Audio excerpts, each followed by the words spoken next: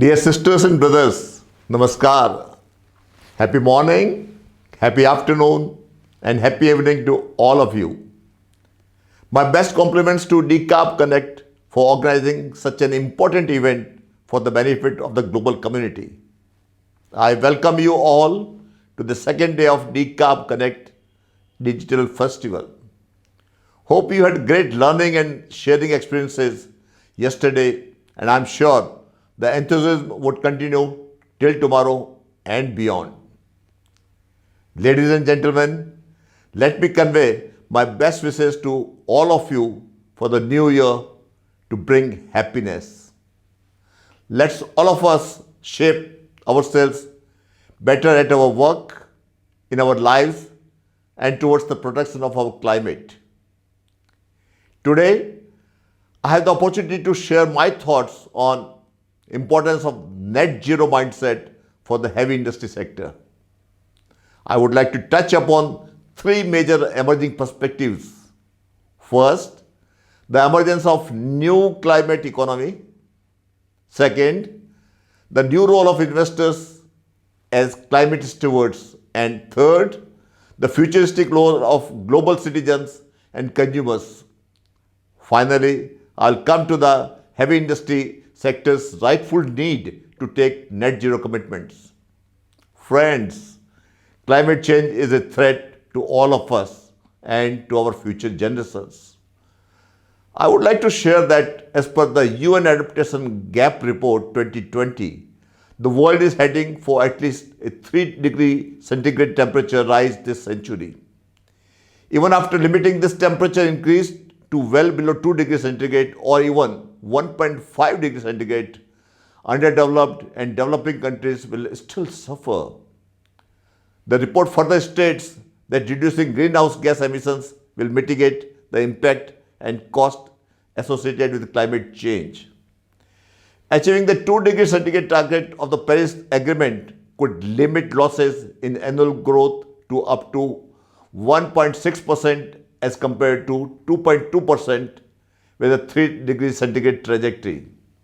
Hope you all would agree there is a climate crisis unfolding before us. With these facts, the first viewpoint on emergence of the new climate economy is that one, I would like to quote from Mr. J. Asher's award-winning novel, 13th Season, Why? You can't stop the future. You can't rewind the past. The only way to learn the secret is to press play. This abstract and apt line in understanding the future of global economy from the perspective of climate change. All of us are aware that 193 countries signed UN Paris Climate Agreement. Going forward, in view of climate crisis and the call of UN Secretary Generals to commit the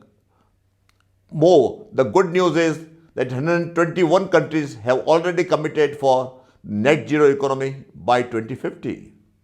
I'm quite hopeful that US would shortly commit for net zero carbon economy in view of rejoining Paris Climate Agreement a week back. The number would stand to 122. With this, more than 80% of global GDP and nearly 70% of global trade would stand committed towards net zero carbon economy. It's just a matter of time for the remaining 20% of world GDP to join hands and become one global voice. To applaud and enhance commitment of the countries, let me share with you a quote from the speech of COP26 President Mr. Alok Sharma, who delivered it at Climate Ambition Summit in December 20. Quote, leaders have put their countries on course for the green growth, which we have seen is possible. The commitment is truly global and it encompasses all of society. Global companies such as Apple, Dalmia Cement, and Movida have made net zero commitments. I am enormously grateful to all those who have come forward with announcements today. Unquote. In view of commitment of all these countries, it is important for industries to come forward for commitment and actions in this area. Since our countries are committing for net zero carbon, if not today, then tomorrow, industry would be required to commit and act to save our future from the climate crisis. Now let me share the new role of investors as climate stewards. The role of new age investors today is summarized in a quote of famous investor Mr. Warren Buffett. Quote, "Someone is sitting in the shade today because someone planted a tree a long time ago." Unquote. It means we need to act rightly today for a better tomorrow. As the world is converging and new role as well as responsibilities are emerging now, investors are seeking returns in various ways beyond financial returns. Globally, it is well established and acknowledged that investors have rewarded companies who have shown better performance on environmental, social, and governance parameters, that is ESG. Already, more than 70 largest investors from across the globe with billions of dollars in asset value have committed to net zero goals, and the number of investors as well as assets following the net zero commitment is growing each year. In view of this, the investor community is motivating companies to work on climate change actions and sustainability. This shows they have taken up the role of climate stewards. We all are aware that reputation and reward from investors go together, and it's time to act now for climate actions. Now, let me talk of third perspective.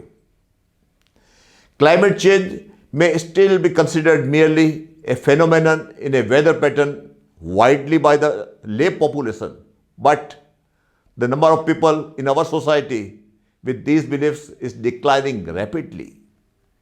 The global population, particularly in cities, understands climate change is about a threat that is already in their backyard and not about a polar bear in the Arctic Circle anymore. You must have noticed that millennials are much more aware of environment and climate change. In schools and universities across the globe, our children are learning about climate change and its impact, along with actions one can take. 10 years down the line, they will be the voters, consumers, policymakers, leaders, and innovators. This is a strong force in the making that has the potential to change business and policy actions. In this regard, let me introduce you to the quote of young climate activist Greta Thunberg from her recent speech. She said, "I want you to act as if the house is on fire, because it is. And since our leaders are behaving like children, we'll have to take the responsibility they should have taken long ago." Imagine a decade down the line, when world is connected even more, the global youth population is at its peak, and there's an unstoppable global citizen demand for green products and green climate from the industries. The industry should be well prepared to meet the needs of global population by providing green products and practices. In my view, these are absolute reasons that not only companies but even countries would have only one option: to provide green products and transition to a net zero carbon world. Now let me share the role of heavy industry in decarbonization. The heavy industry sector, such as steel, chemicals, aluminium, paper, mining, cement manufacturing, food processing, waste processing, and other manufacturing and processing industries have always been considered essential to economic and social development. They provide products of basic human needs and create a web of services, employment, and a holistic economic support system for human development. At the same time, the heavy industry sector is also responsible for nearly one-third of global carbon emissions. This clearly highlights the vital role of heavy industry sector to play in limiting global warming by committing to a better and sustainable future. To ensure the future of generations to come, industry needs to take actions so that it transforms from hard to abate to possible to abate. Thus, a mindset of net zero carbon economy is required. In my experience, to create a new mindset, the blockages, the resistance to new ideas. As we are used to certain practices and performances, committing something big, which is entirely off course, is not easy. Taking a safe passage has always been the lifeline of the human brain, and the mindset's resistance comes from it as a fear of failure looms in. Once the mental resistance turns into acceptance, it automatically shifts the focus to finding solutions, and our entire energy gets devoted to bringing the vision to reality. In many parts of our individual and collective experiences, we all have seen the power of the law of attraction. Now, for all of us, the challenge is how to decarbonize the heavy industry sector.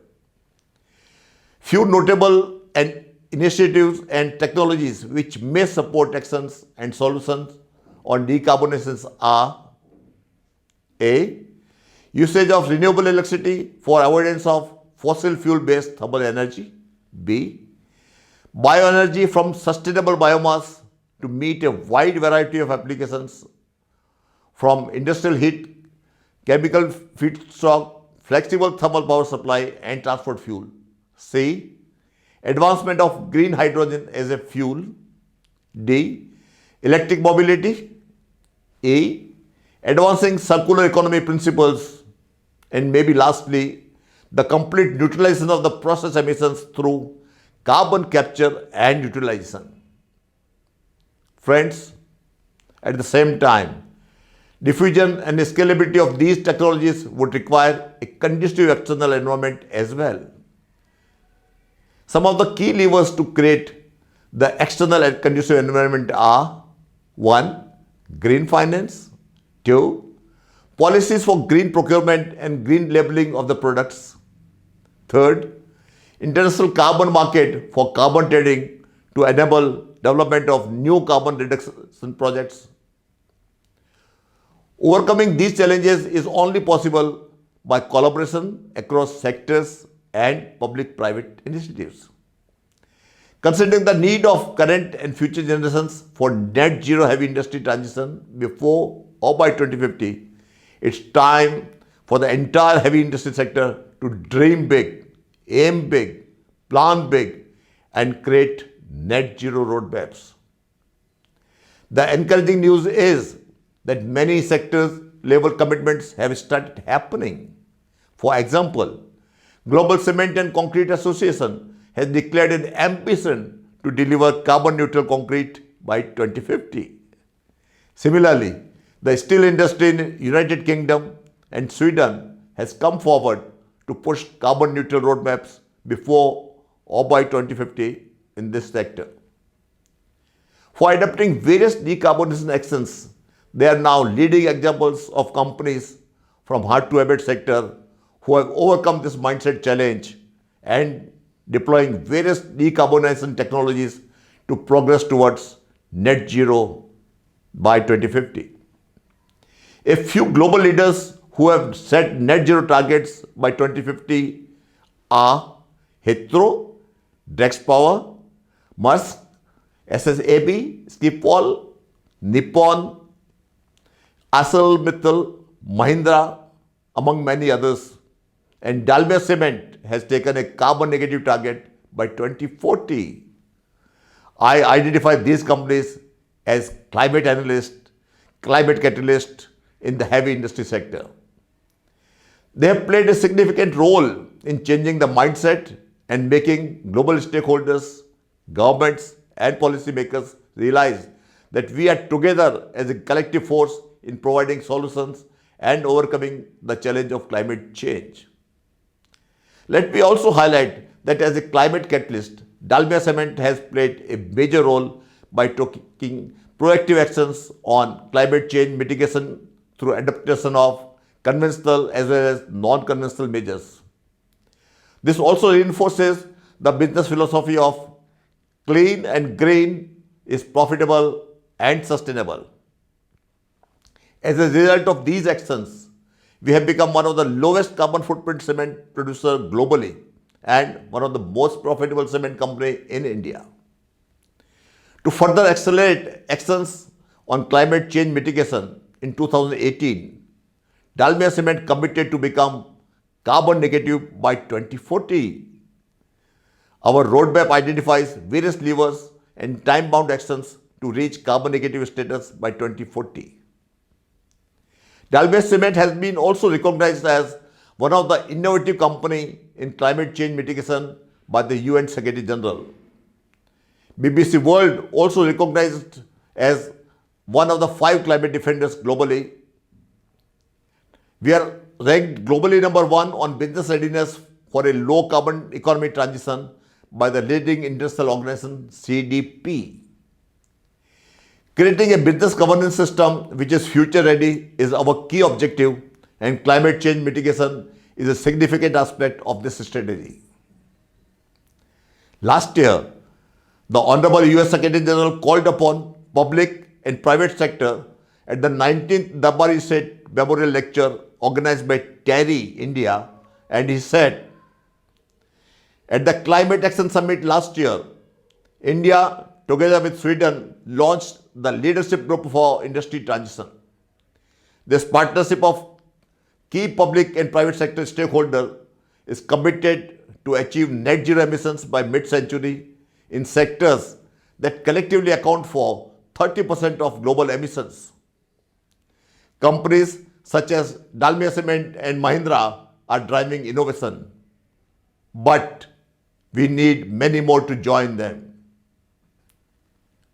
Friends, let me once again quote from the concluding speech of Mr. Alok Sharma, the COP26 President during Climate Ambition Summit. The choices we make in the year ahead will determine whether we unleash a tidal wave of climate catastrophe on generations to come. But the power to hold back that wave rests entirely with us. Finally, I would like to say, our better choices today would make a better future tomorrow. Now, I would like to share something to inspire all of us. An Indian ancient text states, Siha vatsarva vegen patanthrerthe kirarthinah. Those who intend to get work done cast themselves on the task with all possible speed like a lion. Thank you. So, ladies and gentlemen, now I'll be joining you for a live Q&A session. I look forward to your thoughtful comments and questions.